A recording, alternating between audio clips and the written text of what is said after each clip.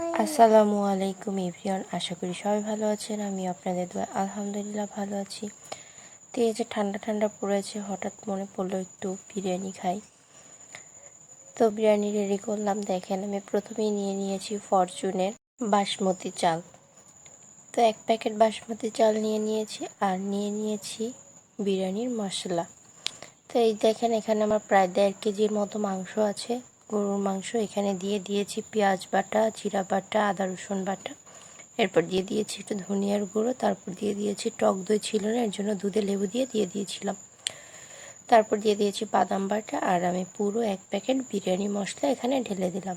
এখন এটাকে ভালোভাবে মিক্স করে নিতে হবে, মেখে মেখে। তো দেখেন, এই যে মাংসটা আমি এটা ম্যারিনেট করে রাখবো। তো এ পর্যায়ে আমার মাখা শেষ হলে এখন আমি এটার ভিতর দিয়ে দিয়েছি পরিমাণ মতো লবণ, আর দিয়ে দিয়েছি 3 চামচ গুঁড়ামরিচ। তো এরপর এটা দেওয়ার পরে আমাকে এটা মেখে রেখে দিতে হবে 7 মিনিটের মতো।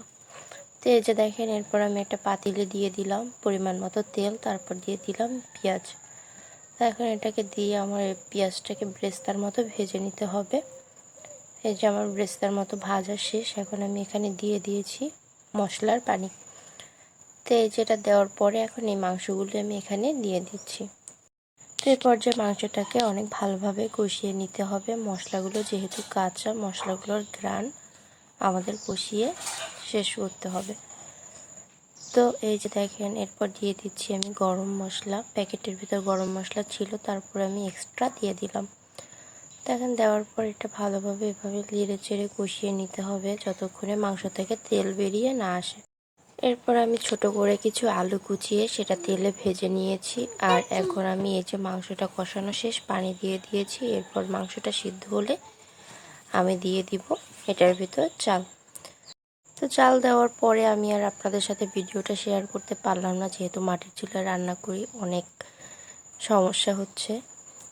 তারপর আমি বিরিয়ানি রেডি করে আপনাদের সামনে নিয়ে আসছি। এই যে দেখেন আমার বিরিয়ানির ফাইনাল লুক। আপনারা অবশ্যই জানাবেন আমার মাটির চুলায় রান্না বিরিয়ানিটা কেমন হয়েছে। আমাদের কাছে খেতে অত্যন্ত টেস্ট হয়েছিল, খুবই মজাদার হয়েছিল বিরিয়ানিটা। তো আপনাদের যদি আমার ভিডিও ভালো লেগে থাকে তাহলে আপনারা আমার ছোট্ট পেজটির পাশেই থাকুন, আর নিত্য নতুন ভিডিও দেখার জন্য অপেক্ষা করুন। ধন্যবাদ।